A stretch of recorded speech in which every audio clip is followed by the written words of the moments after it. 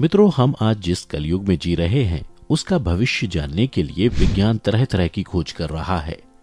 लेकिन आपको ये जानकर हैरानी होगी कि इस युग के शुरू होने से हजारों साल पहले ही हमारे धर्म ग्रंथों में इसके बारे में कई ऐसी भविष्यवाणियां की गई हैं जो आज सच साबित हो रही हैं।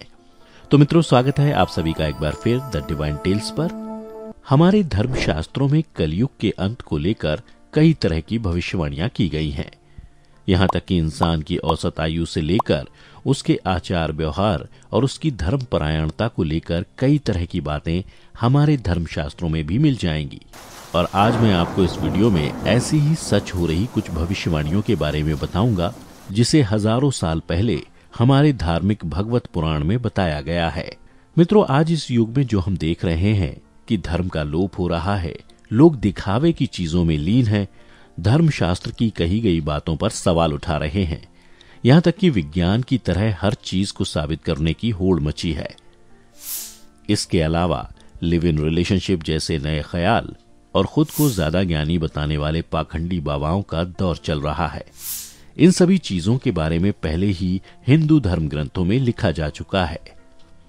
अगर ये कहें कि हिंदू धर्म ग्रंथों में जो लिखा जा चुका है वही चीजें आज घटित हो रही हैं, तो शायद अतिशयोक्ति नहीं होगी।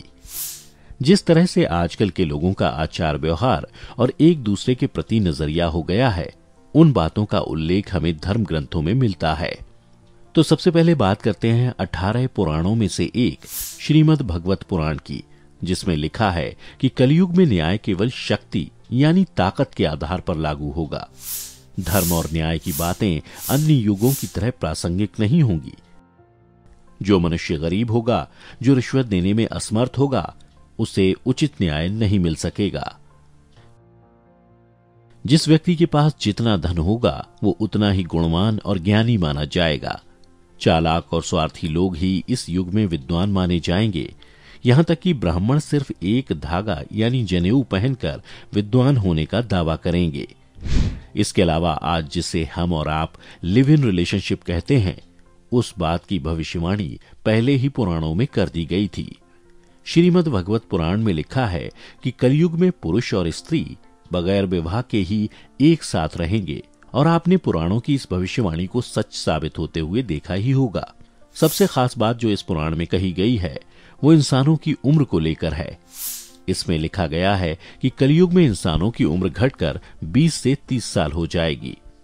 हो सकता है ये सुनकर आपको यकीन नहीं हो रहा हो, लेकिन जरा सोचिए कि सतयुग, द्वापर युग और त्रेता युग में कैसे ऋषि मुनि सैकड़ों सालों तक जीवित रहते थे और तपस्या करते थे।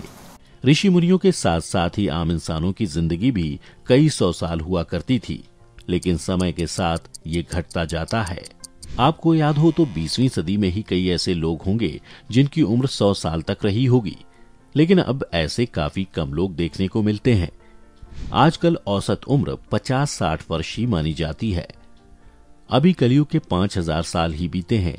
ऐसे में 3,96,000 साल वाले कलयुग के मध्य आते आते ये बातें भी सच होने लगेंगी।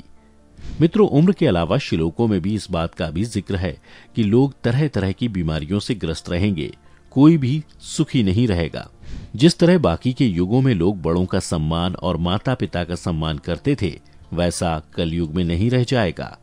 इस युग में लोग माता पिता की निंदा करेंगे, यहां तक कि नदी, तालाबों और पत्थरों की लोग पूजा करेंगे, लेकिन माँ बाप का सम्मान नहीं करेंगे। लोगों का लक्ष्य समाज का कल्याण नहीं, बल्कि सिर्फ अपना पेट भरना होगा। शारीरिक सुंदरता ही सबसे बड़ी बात होगी। लोग अंतःकरण की बजाय शारीरिक शुद्धि को ही तवज्जो देंगे। लोगों के प्रकृति से विमुख होने का परिणाम ये होगा कि कभी सूखा तो कभी अतिवृष्टि यानी अत्यधिक बारिश की समस्या होगी।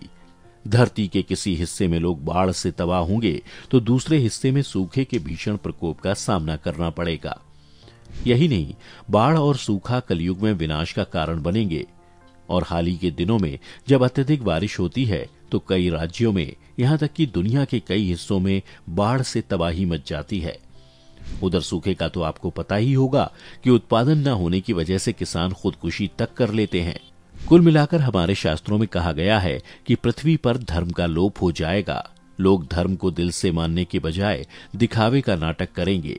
यहाँ तक कि पंडितों का सम्मान से लेकर भगवान की पूजा तक लोग दिखावे के लिए करेंगे। सत्ता हासिल करने के लिए लोग किसी भी हद तक गिर सकते हैं, यहाँ तक कि एक दूसरे की हत्या करने से भी नहीं चूकेंगे। ये ऐसा युग होगा जिसमें झूठी प्रतिष्ठा के लिए लोग कुछ भी करने पर उतारू हो जाएंगे।